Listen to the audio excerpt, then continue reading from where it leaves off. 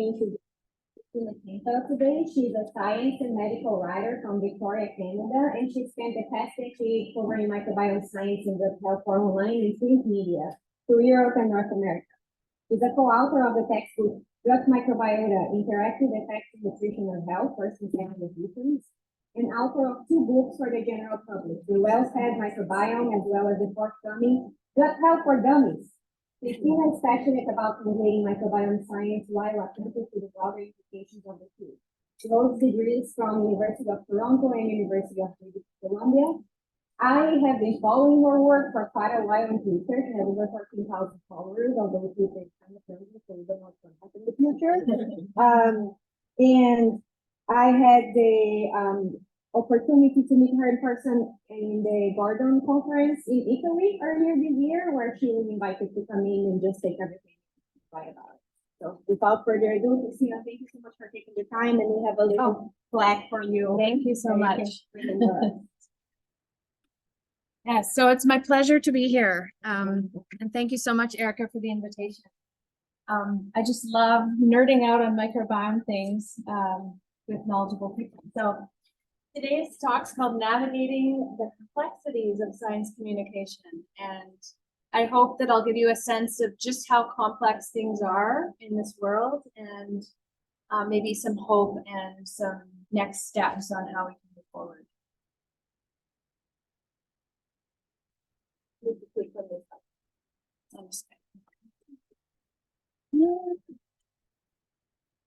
we go. Okay, perfect. So I consider myself a specialist science communicator, so I virtually only write about microbiome. These are some of the things I do. Articles for the news arm of Nature, some articles in health magazines, some social media, as Erica was saying, infographics, technical documents and reports. And then over there are the 3 books I have. So this is a co-authored textbook, actually, for dietitians with Ed Ishiguro and Natasha Haskey. We just did a 2nd edition that was released about a month ago. And then on the bottom, this is my real passion, which is taking scientific information and translating it in a very accessible way. So that's why this Well-Fed Microbiome Cookbook has 2 chapters of science followed by 150 recipes, and just the most accessible thing possible to get the science into the hands of people who might not encounter it otherwise. Maybe people who don't read Nature and Scientific American.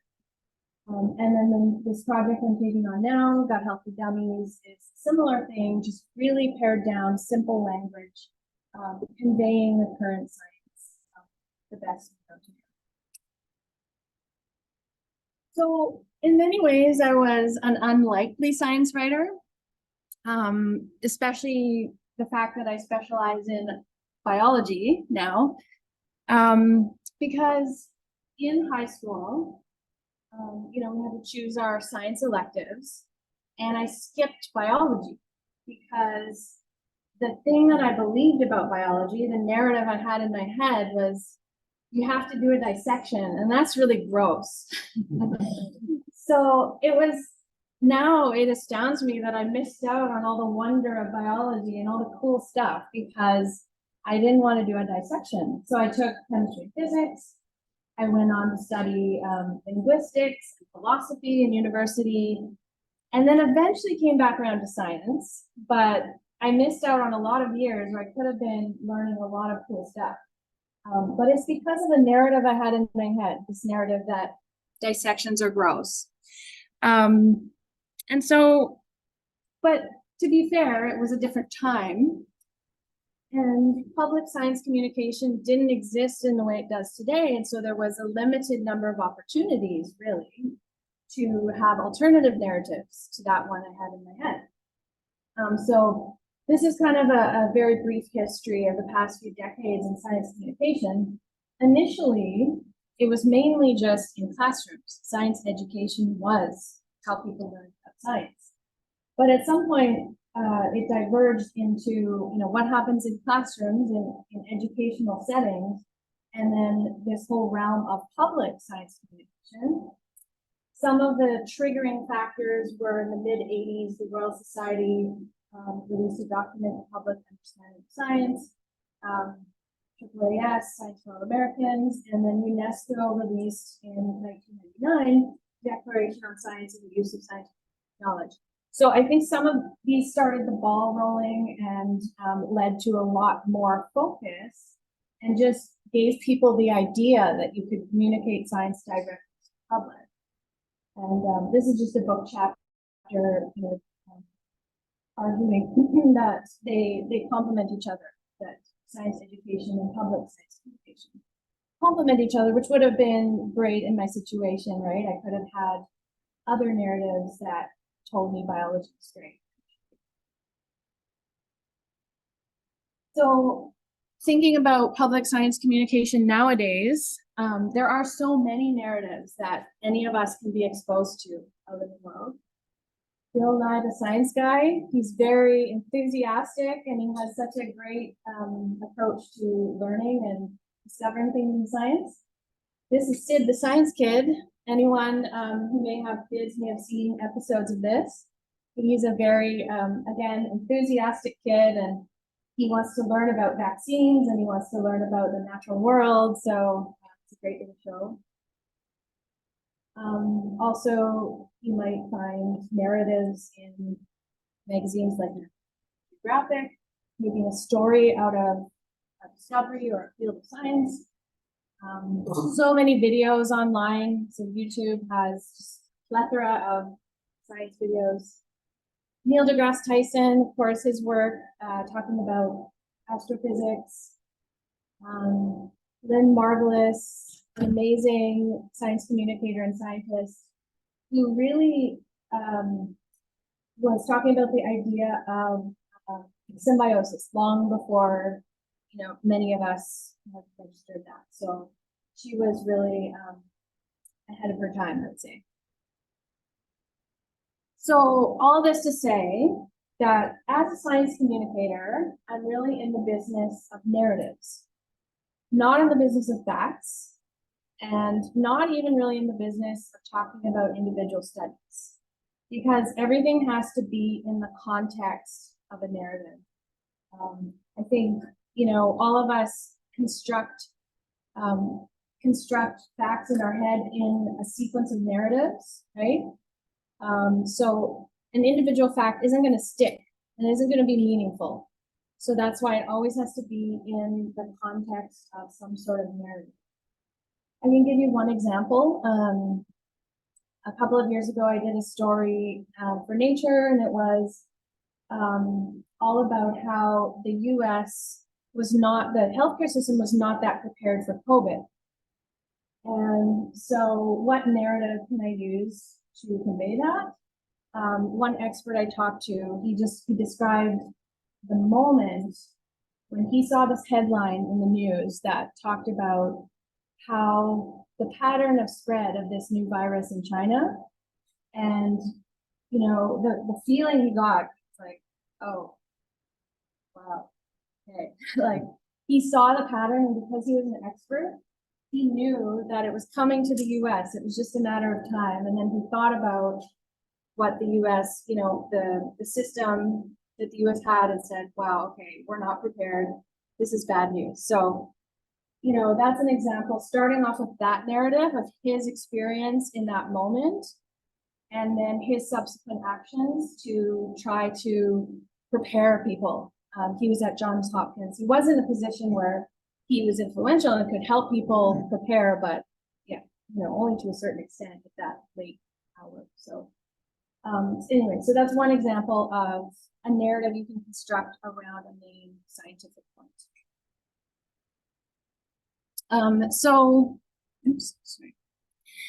So I think it's important for me, so what I've learned as a science communicator is it's important for me to be very aware of narratives whenever I read things or whenever I write things. And for scientists too, I think it's worth being aware, because you also create narratives in your scientific papers that you write. So whether or not you realize it, you're connecting the facts and creating the story of your paper, and that is a narrative, and that shapes, when you write a scientific paper and I read it, then that shapes my narrative of your work, right? So there's this chain of narratives that gets translated to different people.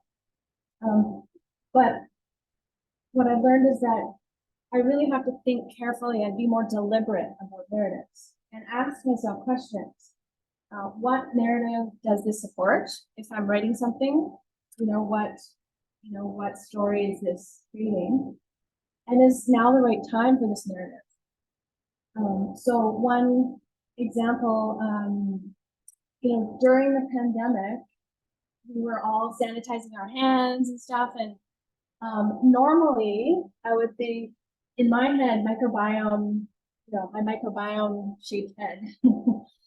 I would think, is this the right time to be, sorry, my microbiome side of my head would be like, we're taking away microbes, we're killing microbes, it's not a good thing. But during the pandemic, that was a good thing because we needed to, right?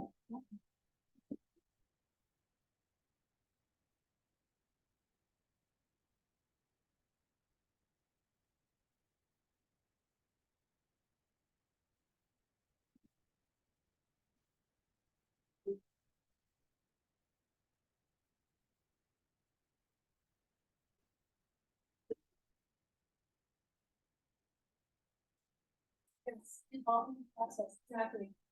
So that gets down to the fourth point here. Yeah. So yeah, great question. Thinking about, if I construct a narrative, what groups could this narrative harm? And then exactly like how to involve people from that group to maybe make a better narrative. One example, so this one, I do find the narratives around breastfeeding a little bit difficult right now. I know for new moms, the message breast is best is sometimes very painful because they are not able to breastfeed and they try their hardest and then they feel very ashamed. And so is there a way we could tweak that narrative? Yes, of course, we know that breast milk is the gold standard for babies, but is there a way we could tweak that narrative to make it just a little more inclusive and not make people ashamed if they're not able to? So so awareness of all these things. Also worth thinking about what groups could benefit. Maybe there's industry groups that might benefit, not necessarily a bad thing, but then you think of the flip side, are there people that are harmed by the same way? So just better awareness, I think, of what narratives. Now, in my mind, 2005 to 2020 was a golden time for science narratives. And I lived through this period and it was just great. So Ed Yong was one of the key members of this blogging community. And he had this blog, Not Exactly Rocket Science. He started it on his own and then it got taken over by National Geographic. And he blogged for them weekly for a very long time. And his philosophy was, simple language, make it fun, to make a break with sort of the gatekeeping world of editors at big scientific publications and just, enjoy the joy of science and talk about it. And so there were many like him, but he was one that was more well known. And in fact, we all met up at one point in North Carolina for a global conversation, as it says, but it was a conference called Science Online. And it was this amazing creative event where a lot of people came together, maybe not even traditional science writers that would write for those big publications, but all kinds of bloggers and people who like to visually represent talks and science. And it was this amazing event that all focused around this emerging digital world of science. And then you saw, this is just one example again of many, but a lot of different personas emerging online. Science Sam is another one. She's on Instagram. Joyful Micro, Christine Hughes. And just like people creating these scientific personas for the sole purpose of communicating about science. So just a lovely thing. And, you know, people, high school students could go out and, you know, learn all kinds of things and go down a scientific rabbit hole if they like, so much. So at that point, I kind of felt like, oh, you know, we know this path. It's great. Science communication's great. And, you know, there are a few clouds in the sky, of course. There's always those people who just don't want to, they reject the scientific narratives. But, you know, more or less, let's ignore those people and just go on with our lovely communication.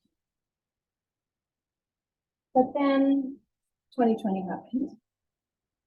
And we all know this is coronavirus. And I think in the world of science communication, it was a big shocker to observe what happened at this point. Because we couldn't live in our happy world anymore. We had to face the real state of science communication. And I think a lot of the problems we had to reckon with, they existed before, but they were just intensified more by you know, the scientific communication that had to occur during this period, and, you know, the lack of success. So some of the things that happened in this period that we had to face in this field were, okay, narrative wars. So on the one hand, you had the public health messages and the reports that, yeah, more Americans are willing to get COVID vaccines, and that's great. We're gonna save lives doing this. And then the other narrative, I will never get a vaccine, you know, it's actually harmful. So the competing narratives started to emerge, and it happened, of course, in person, online, lots on social media, these arguments. And the thing was, at this point, is that the people that did not believe the vaccines were helpful, we couldn't just write them off anymore, because we realized who exactly they were, and they were our family members and our friends and neighbors. And so it's not like you can just other them and say, whatever, like I won't talk to them, because they're your community. So what do you do now? Like you have these such different narratives in your head and different beliefs. So that's a big challenge. And so I'll get into, you know, possible solutions in a minute, but I'll just go through some of the issues. And then there were trust issues, trust in expertise. Anyone know this face? Joe Rogan is a podcaster with a very, very big following. So this happened, I think, back in June of this year, actually. But I think it exemplifies things that have happened in the, you know, last couple of years. He interviewed Robert F. Kennedy Jr. on his podcast, and this guest had an anti-vaccine stance. So they, you know, had this conversation, and an expert called Peter Hotez learned of this conversation and saw some of the dialogue about it and said, you know, this is an example of misinformation. I'm really disappointed in this.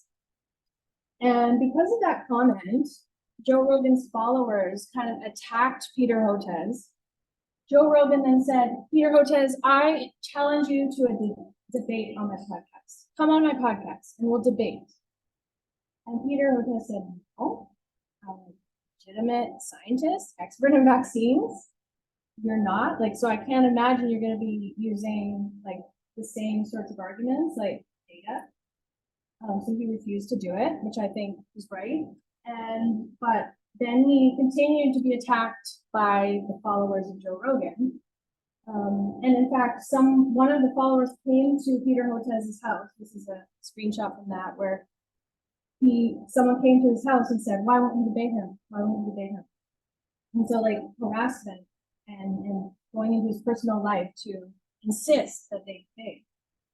And so I see this as just a real breakdown of expertise, of like the concept of expertise. Like the followers are insisting that this debate would be on equal footing, but it's certainly not. So it's a lack of trust between these different groups. So also, you know, from 2020 onward, I think we saw more exposure to misinformation. Again, this existed before, of course, but it happened to be around COVID. And then, but coupled with perhaps a lack of scientific and health literacy in certain groups, so that when they encountered the misinformation, they actually didn't know if it was misinformation or not. So this is like leaving aside the, you know, malicious actors and talking about people who just, you know, encounter something online and want to know what to believe. Well, there was a ton of misinformation out there. This was a health misinformation tracking poll, and, you know, it found that, like, I forget the percentage, but a large number of people had encountered misinformation statements with this. So that the vaccines have actually caused them deaths. Well, you know, if you're health literate, you know, it would have never passed FDA approval if that were the case. And there are ways of tracking this, right? So this was a huge, I guess, exposed this problem more than ever. And also, this is more recent, I would say, like maybe even 2023. The models of science communication are being shown to be less viable and like economically viable, and also less accessible to people. So this really, you know, saddens me, but National Geographic laying off editors, a lot of outlets downsizing or folding, and these were reliable outlets for science information. And then also the paywall, right? So more and more paywalls, higher prices, just making actual science journalism less accessible to people. So yeah, then, you know, some people may be leaving the field. Also, the pay, I will say, is really stagnating or going down for this sort of work. So it's really, yeah, attracting people to other professions. So I think there is this problem vocationally for people. And also recently, changing social media platforms. So I think many of us who've used Twitter have noticed the changes happening after its new ownership change and its new branding to X. The algorithm has definitely changed, and the functionality of it. So the pay structure and you know, that sort of thing, and the features of it. So it changes what gets attention, whose opinions are prioritized, and often it's people with a blue check, which isn't necessarily now an expert. It's someone who has paid $11 a month to get the blue check, and they are prioritized.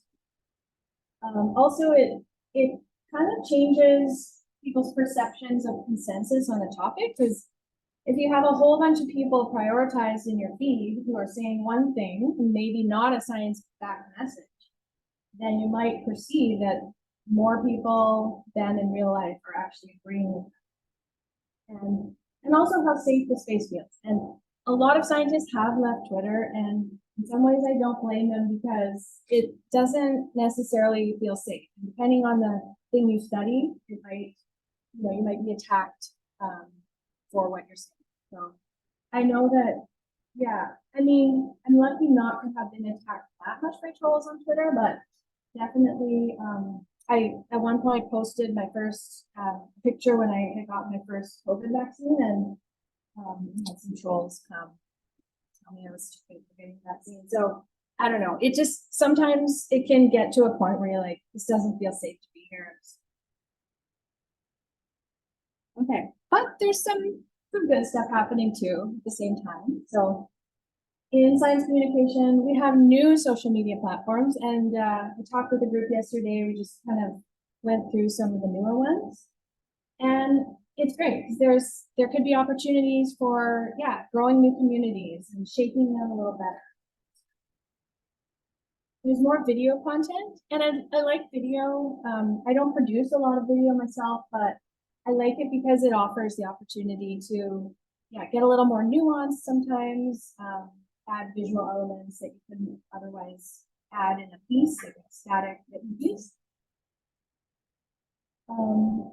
And I think there's more awareness of misinformation. I'm sure studies will come out about this, but just based on that poll, for example, people are becoming aware of it. Maybe, hopefully, that means they act differently. And increased public discourse about science communication, like, again, Ed Yong, of course, he's one of my heroes, so you hear about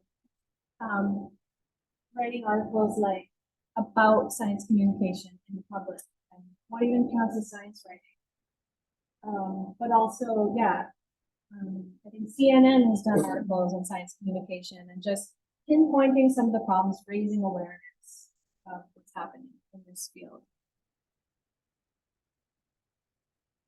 So on to some solutions, and I'm definitely not claiming to have all the answers, but maybe there's some hope, a little bit of hope here for, changing the way things are, now that we are aware of the extent of the problem. So how to change narratives? So first of all, there have been people saying that you should go around debunking. Just give them a link to the WHO on the topic they're talking about, and yeah, debunk them. But in the literature, it actually shows that it doesn't change people's minds just to offer a scientific fact. It just doesn't work. And I suspect that could be because it's not part of their narrative. They reject it. It's just not part of what they think. So, however, if an outsider observes this act of debunking in public, maybe that person might change their mind. So if it's not personal, if it's an observer, maybe the debunking can have an effect. So, but I think in general, it's not really worth spending the time unless you love arguing. But what may work is having an appropriate messenger of your scientific message. So another study here found that this was communicating about science in the context of climate change, that the communication is more likely to persuade people when the message and messenger resonate with the audience's values and identities. And so, yeah, an example I gave yesterday, if you're talking with a farmer, well, a fellow farmer would be a great interlocutor to influence them and help them understand climate, rather than someone who doesn't. So, yeah, whatever that is, right? So, yeah, so it's just matching the messenger and the message and the language of the message to the identity of the person. Another solution that I see is like now starting young, starting with the kids, trying to increase their science literacy. And by that, I mean their understanding of the progress of science and the practice of science and the methods and how it all works. There are various campaigns out there for schools that try to teach those fundamental concepts about this, essentially how we build scientific knowledge over time. And thank you for telling me all yesterday about the Wolbachia project.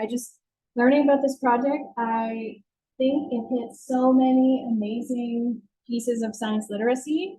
And I anticipate it's, inoculating kids against, misinformation. Maybe in the next pandemic, some kids they'll understand better the process of science. And then when they read about vaccines being developed and so on, that they'll get it a little better and be able to interpret and be critical of the information they're seeing. So, just love that. And then, of course, there's books now that never existed 20 years ago that are just great at having a fun way of showing kids how they can participate at a young age, just asking questions, testing them, working toward a goal. Has anyone seen this book? It's very cute. And now they have actually a series for older kids, like a chapter book series. So they started with picture books, and now it's chapter books. So they've expanded on this character who's an amazing questioning girl. And another thing that gives me hope is more independent and sustainable science communication models. I think newsletters are really great. Some science communicators are starting like a Substack newsletter. There's various platforms. So that subscribers will help contribute directly to their income, and so maybe they pay like $5 a month and they'll produce content regularly. So that is more independent, doesn't rely on like the corporate headquarters saying we're laying off 6 writers. And also employee-owned journalism. I think I haven't seen this so much in science communication specifically, but or science journalism, but in general journalism, there does seem to be more worker-owned journalism outlets. There's one in my city, Victoria, Czech News, that is all employee-owned, and of course they have like management, but the actual company is owned. The ownership is spread out, so you're less likely to have these, big decisions and slashing and cutting. If you had a corporate, and also I think people who value the work, right? It's not just a paycheck. It's getting information out in the world. So, and I have to offer a vision for what I, hope is happening and will happen is an ecosystem of acts of science communication. And so scientists can participate for sure, science communicators full-time with me. But we all have different strengths, we all have different identities and interests. And I think if we all bring a bit of ourselves to that and to what we communicate and put out in the world, it creates this beautiful ecosystem. And that people looking for information will find what they're looking for and find some sort of scientific basis to it. And so it's kind of like an interconnected web, lots of different media and platforms, and in real life too. And it's built over a long term, and it's not competitive, it's complementary. It's not about who has the most followers on their social media or most views, but it's all contributing to this larger whole of having, science-based information be part of the world and the narratives being open. And yeah, it keeps those narratives circulating fresh in people's minds. Okay, so because this is a microbiome group, I'm going to get a little more specifically into the microbiome now. So about a decade ago, probably, when I was first starting in this field, it was about raising awareness of what is the microbiome, even within the scientific community, but also to the public. A couple of definitions kind of came forward, and this seems to be the most recent one, probably. I don't know if you will all agree, but this microbiome support group in Europe developed this, and characteristic microbial community occupying a reasonable, well-defined habitat with distinct physiochemical properties. So they laid this out very well. So including the microbes themselves plus the environmental theater of that. And so then, beyond just the scientific community, we all need to help co-construct what is this concept, what is this narrative, this idea of microbiome. So I love this article. It's just talking about how this happens, how like social representations of this concept of microbiome, and then how that gets transmitted through society. And they refer to the microbiome as unfamiliar object, because back then there was not a lot of awareness, that requires us to establish an order that enables individuals to, well, to me, that's a narrative. What narrative are we creating? And I can create one in my head, but if you or anyone in the public rejects it, then, it's not co-constructed, it's not shared. So we've got to come to some shared understanding.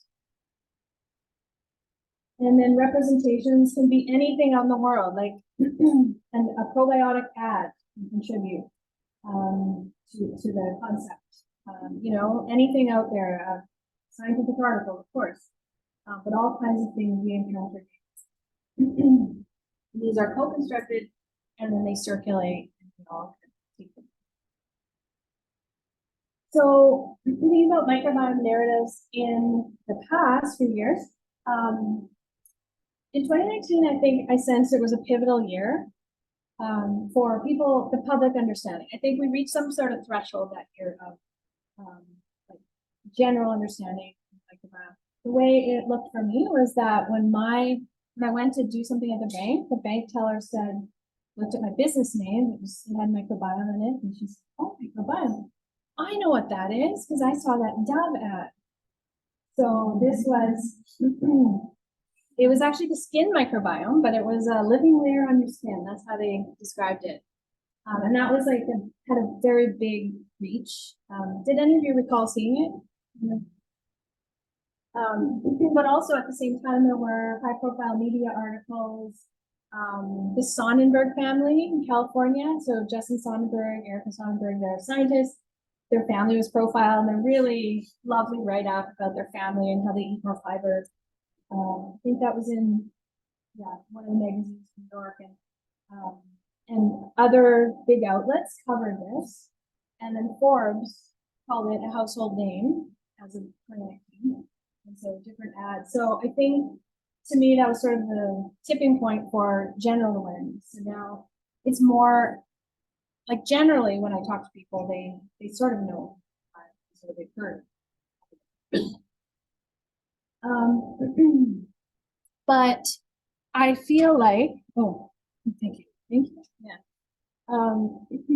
At present, probiotics have really kind of taken over not taken over, but they're intertwined with the microbiome narrative quite a lot.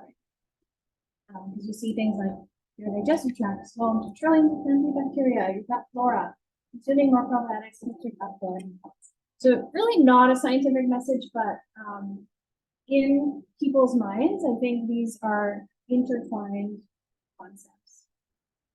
But then again, you know, that ad is not going to be the only thing that this person encounters. She might encounter all kinds of other texts that have different messages. So will probiotics ever live up to the hype? You know, gut bacteria not the answer. Lots of myths, and then just a definition on Wikipedia. So I think that you know, there are still opportunities to change the narrative, even if probiotics and microbiome are important. So I wanted to present a few microbiome related narratives that I think are in the midst of changing. And that I, in my own work, try to contribute to changing as well. So we're moving away from this concept of good and bad microbes. Oh, the infographic people, they love good and bad microbes. It's so easy to illustrate happy face microbes and sad face microbes, and you know, very easy to represent visually, but just doesn't reflect the scientific reality. So moving more toward the effects of microbes are dependent on context. And a microbe, you know, in a community isn't necessarily going to act the same way as a microbe on its own. And so you can't label a microbe as good or bad. So this is tricky. It requires nuance, but I think, you know, we can all work on sort of fostering that. And then related to that, how an individual microbe acts versus how a microbial ecosystem acts and the services provided by it. So that's more in keeping with how the microbes act in the real world. So how do we create that sort of narrative? And in fact, like one example would be dental caries. Streptococcus mutans was really blamed for cavities for many years, and now A lot of the leading oral microbiome scientists say, no, it's polymicrobial. It's like part of how the ecosystem shifts. And yeah, Streptococcus mutans is likely going to bloom, but it's not the only player. It's more about the ecosystem. So if we're aiming to have a therapeutic, we can't just focus on one. So also concept of pathogens. Now this is really radical, kind of blowing my mind, but it's out there, right? And maybe moving beyond the concept of pathogens even toward this idea of pathogenic potential. But I interviewed Arturo Casadevall. Is anyone familiar with his name? And he is all about like testing what it takes for a host to become sick. And so, yeah, you have microbes with virulence factors, but then you can give a few of them low dose to a host, nothing happens. You don't get sick. So can you really say that that microbe, it's a property of the microbe itself to be a pathogen? Or does it depend on this relationship it has and the dose and many other factors to make the host sick? And of course, which host it is, because some microbes are pathogenic to humans, others are pathogenic to moths or other species, right? So it's more about the potential of the microbe than labeling it forever. Also in the microbiome area, the C-section microbiome differences that initially, I think the narrative started that these are undesirable differences, that the vaginally born infants and the C-section infants had different microbiomes, and that was bad. But I don't know. I mean, now science is kind of telling a different narrative where the differences disappear, and it's hard to even know if they have any consequences. So, I mean, they may still turn out to be, but I think right now we just don't. So, and again, thinking about who this can harm, well, people who have C-sections could suffer from a lot of guilt about the health of their child. So I think it is safer to go with this narrative for now until we know certainly that there's something, And then this one, very controversial too. In utero microbiome, is there a fetal microbiome?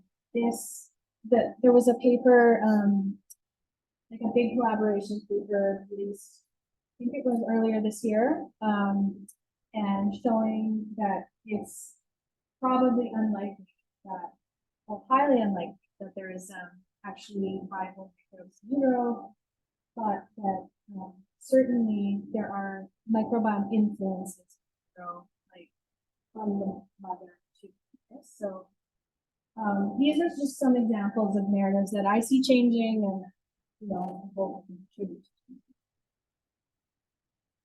So trying to wrap it up to, talk about some ways scientists can contribute. And you are all contributing in your own ways, I know, and this center is amazing with its communications, and there's so many initiatives. These are just some things that I'll throw out here for my help.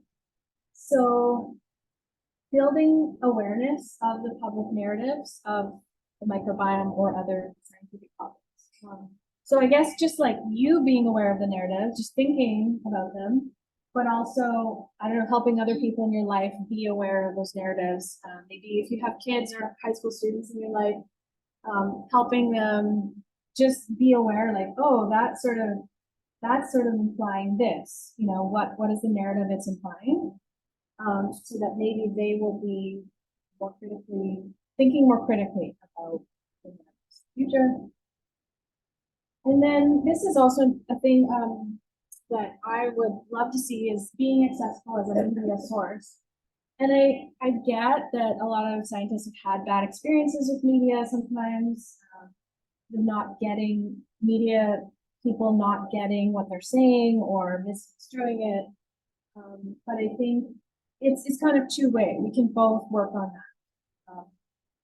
So some of the ways are just being findable, like having on a website a clear description of your expertise, maybe what you can talk about, or maybe even adding a narrative there on the webpage about your approach.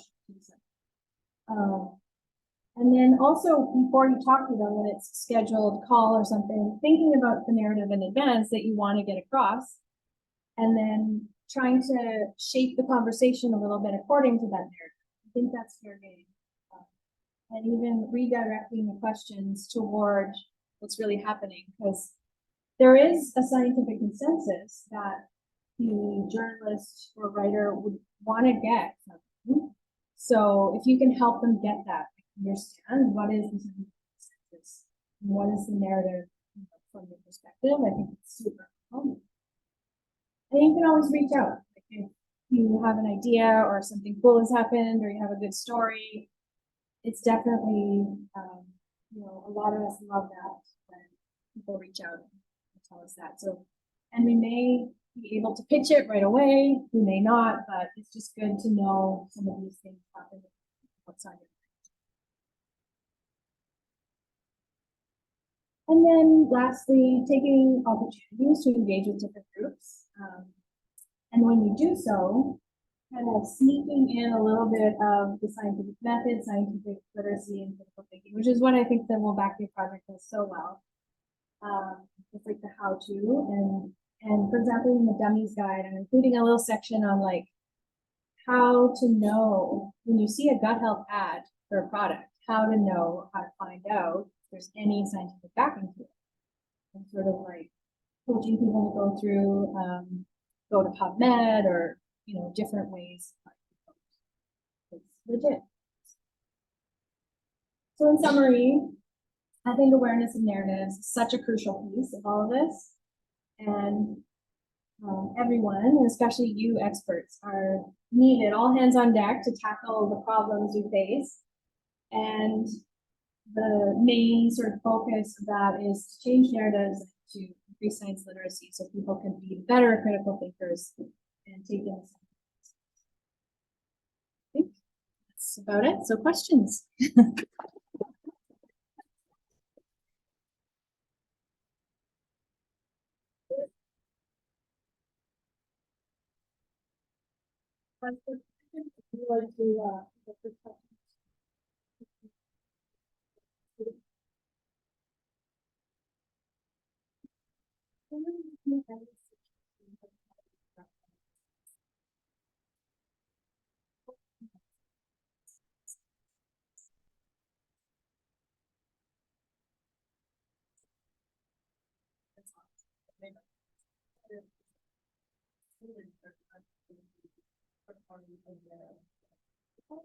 Right. Yeah. I mean, I think it takes maybe deliberate effort because, so if you have a personal social media account, say, that is going to reach a sense of family. It may be about creating another persona and starting another social media account that's just for that. And then tailoring your language to whatever audience in the public, whether it's high school students or kids or whatever. So yeah, I think that, I mean, people look at channels and they want to know what to expect from a channel. So I think it's good to have these dedicated channels, or like if you like video, then starting a YouTube channel or a TikTok account or something like that. So, but yeah, really tailoring the persona of the brand to.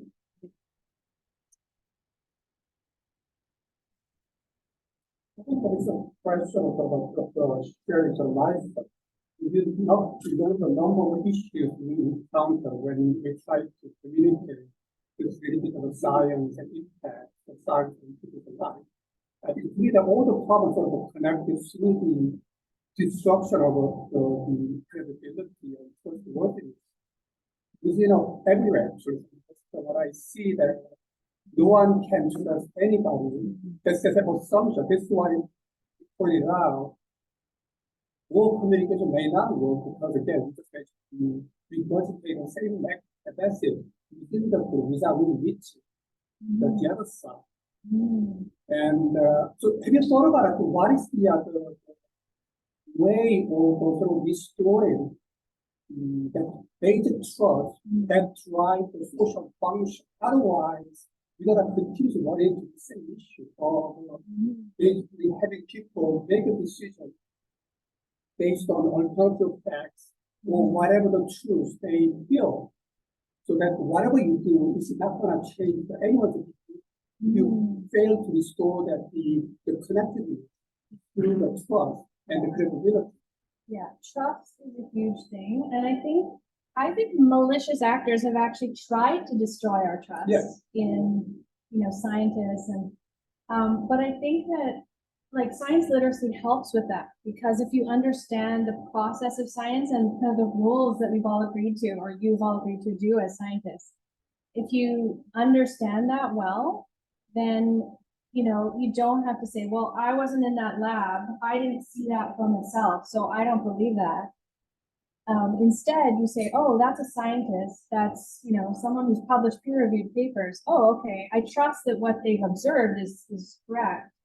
So kind of building on that framework of like understanding the scientific method and trusting fellow scientists or scientists who are out there, and then deciding that you're going to, trust, what you see based on the work of those scientists. So it's kind of a chain. I think it happens over a long term, but yeah, like right now, just in our discourse, I agree. It's very, we're in a world where, people say, I'm an expert. Well, are you really? Like, people, it goes both ways. People who aren't experts say they are, and people who are experts get, denigrated. So yeah, I think just better understanding what it means to be an expert.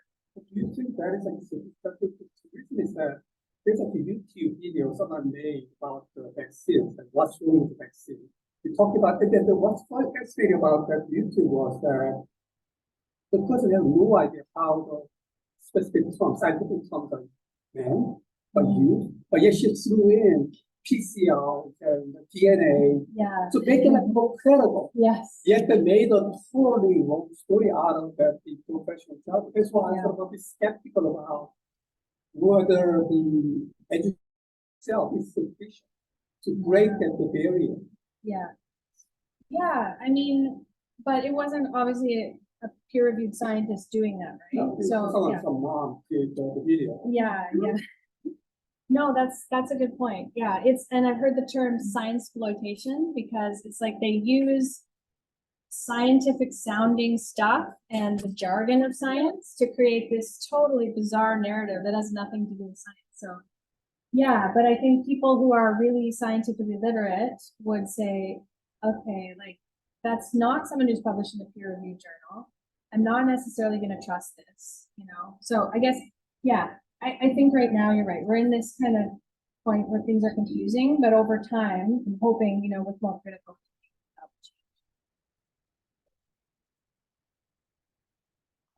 Thank you. My question is about trying to establish science communication. So, there's a vaccine is movement. I think two topics there's a lot of things figuring out that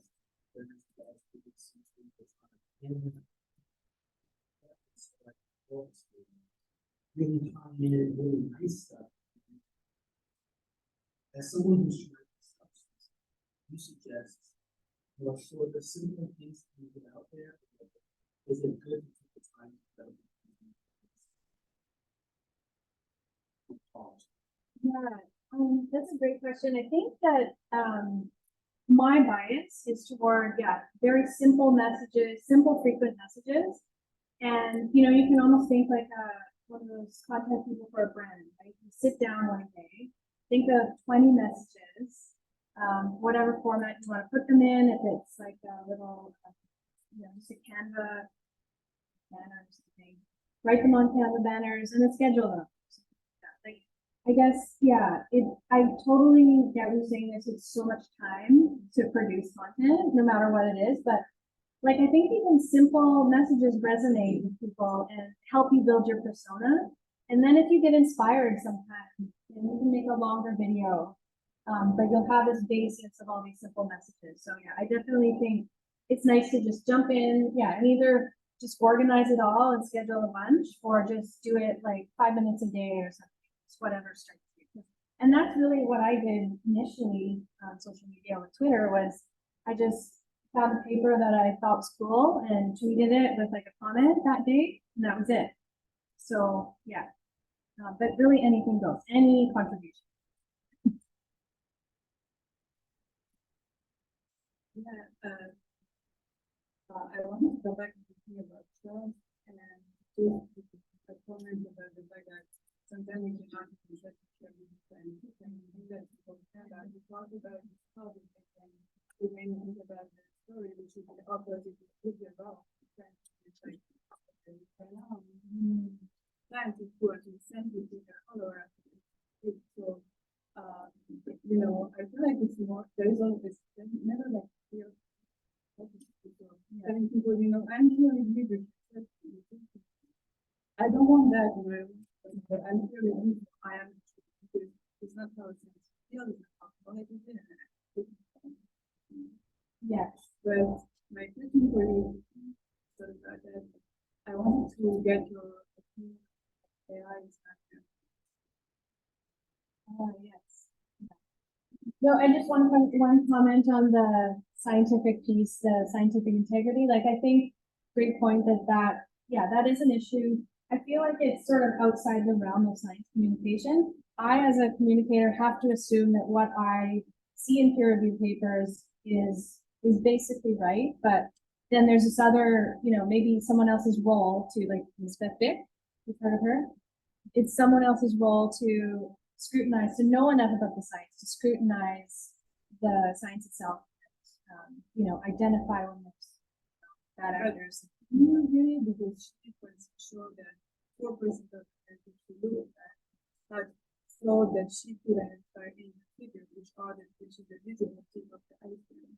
Yeah. So can you just assume it's true? Like, Yeah. Well, I guess. no, I promise so I expect not. Yeah. I just mean my bandwidth isn't high enough and my knowledge isn't to evaluate that level of every paper I cover. So I have to rely on people like Elizabeth or peer review to try those things. That's just for me. But AI too. Yeah. And such a hot topic. Yeah, unfortunately, we're out of time. Oh, So okay, for those shoot. of you who do it somewhere else, you need to go. If you're interested in staying, hearing about how AI is Okay. going to affect communication, I was going to ask a similar question. Everybody. Okay.